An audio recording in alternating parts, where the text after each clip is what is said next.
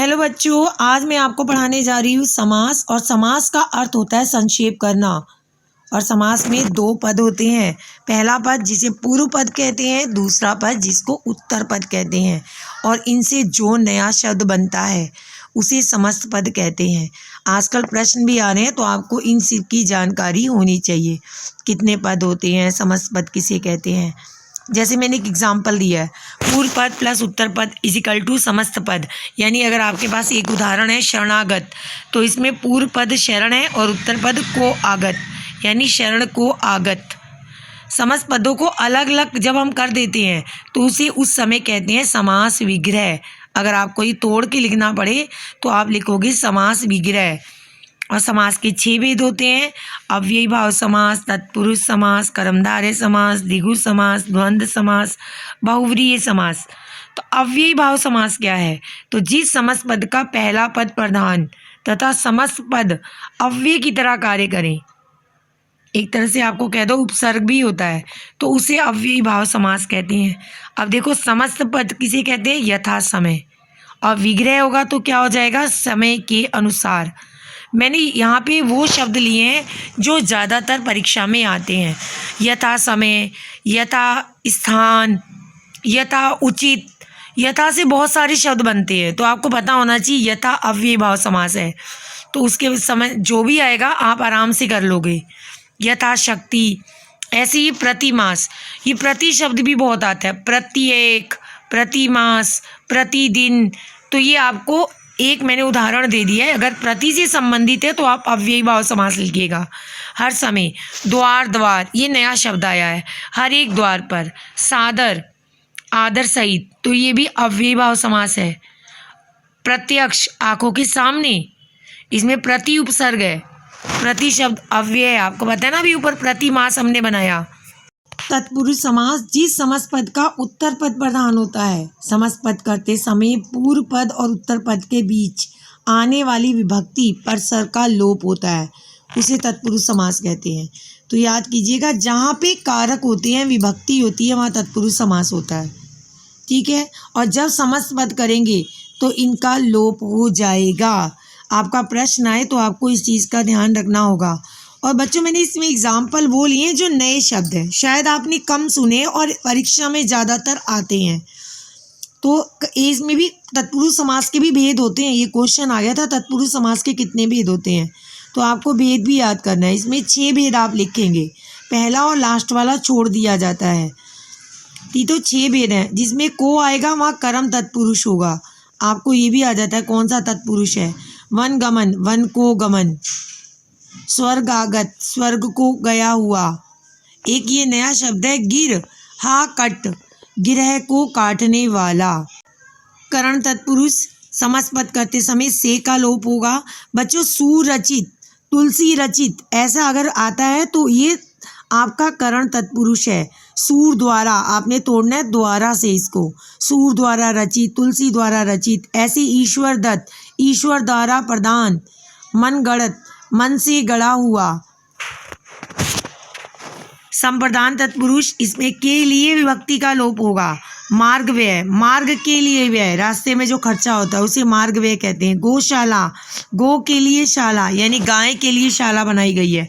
हथकड़ी, हाथ के लिए कड़ी, ठीक है, जिसके लिए बनी है। अपादान तत्पुरुष, इसमें भी से आता है, कर्ण में भी से आता है। मैं अंतर अभी आपको बताती हूँ। लष्ट भ्रष्ट, लक्ष्य से भ्रष्ट, किसी चीज़ से अलग होने में ये वाला से प्रयोग होता है।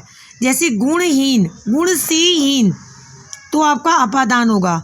लेकिन अगर गुण युक्त आ जाएगा तो अपादान नहीं होगा, क्योंकि वो अलग नहीं हुआ। गुण से युक्त करण, और गुण से हीन यानी अलग हो गया है तो अपादान। ये अंतर याद रखिएगा। जन्मांध, जन्म से अंधा, आंखें जन्म से उससे अलग हो गई हैं, अपादान।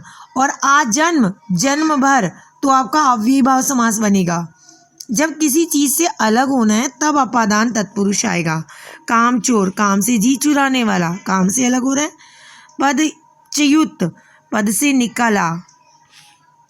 संबंध तत्पुरुष, इसमें भी समस्त पद करते समय का के की का लोप होता है। लखपति, लाखों का पति। दशरथ पुत्र, दशरथ का पुत्र। अछूतो उद्धार, अछूतों का उद्धार। कलामर्मज्ञ, कला का मर्मज्ञ, ये वाला शब्द नया है। अधिकरण जग बीती, जग में बीती, आप बीती, आप पर बीती, में पर आता है इसमें दोनों, घुड़सवार, घुड़ पर सवार, एक नया तत्पुरुष है, पहले का ही है लेकिन आप लोग को इसकी जानकारी थोड़ी कम होती है। नच तत्पुरुष, इस तत्पुरुष में क्या होता है बच्चे, निषेध वाला काम होता है, जहाँ पे अपसर्गाए अन आए, जैसे अनदेखा, ना देखा, अनुचित, ना उचित, असत्य, ना सत्य। तो जैसे ये वाले आएंगे ना, आ वाले जिसमें निषेध हो रहा हो, तो वहाँ भी तत्पुरुष आएगा, पर नच तत्पुरुष। कर्मधारय समास, जिस समास में समस्त पद का पहला पद विशेषण और दूसरा विशेष्य, ये भी आ सकता है। जिस समास में एक उपमान और दूसरा उपमेय होता है, तो आपको मैं ये दोनों आ जाए इसलिए दोनों चीज़ें मैंने लिख दी हैं, वहाँ कर्मधारय समास होता है। जैसे विद्या धन, विद्या रूपी धन, जरूरी नहीं है विद्या है जो धन, ऐसे लिखे, रूपी धन होता है, तो आपको पता होना चाहिए रूपी वाले शब्द भी कर्मधारय समास में आते हैं। संसार रूपी सागर, संसार सागर शब्द आता है। तो पुत्र धन, पुत्र रूपी धन। अंधकूप, अंधा है जो कूप, वैसे तो आप ये वाला तरीका सीखे लेकिन आपको पता होना चाहिए रूपी वाले भी इसमें आते हैं। प्रधानाध्यापक, प्रधान है जो अध्यापक। द्विगु समास, जिस समास का पूर्व पद संख्या और उत्तर पद समूह का बोध करा रहा हो। द्विगु, द्विगु समास में द्विगु ही द्विगु समास का उदाहरण है। दो गायों का समूह, अठन्नी, 8 आनों का समूह, शताब्दी, 100 वर्षों का समूह। द्वंद्व समास, जिस समास में दोनों पद प्रधान हो और विग्रह करते समय या आएगा, और आएगा, अथवा आएगा, जैसे जीवन मरण, जीवन या मरण। स्वर्ग नर्क, स्वर्ग अथवा नर्क। पूर्व पश्चिम, पूर्व और पश्चिम। जल थल, जल और थल। वेद पुराण, वेद और पुराण।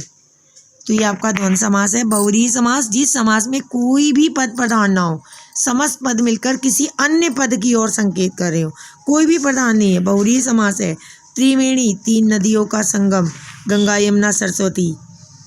श्वेतांबरी, श्वेत है अंबर जिसके, माँ सरस्वती। मृत्युंजय, मृत्यु को जीता है जिसने, अर्थात अमर। मृगनैनी, मृग जैसी नैनों वाली, कौन थी, सीता माता। पद्मासन, पद्म आसन है जिसका, किसका है, माँ सरस्वती का। मृगेंद्र, मृगों का इंद्र यानी राजा, कौन है, शेर। कुसुम आयुध, कुसुमायुध, कुसुम है आयुध जिसका, कामदेव। पशुधर, पशुर धारण करता है जो, परशुराम। तो ये आपके उदाहरण है, और कैसे आप दो समासों में कंफ्यूज होता है और कंफ्यूजन दूर हो, उसकी भी मैंने एक ट्रिक डाली है, आप उसे भी देख लेंगे तो आपके समास बहुत अच्छी तरह तैयार हो जाएंगे।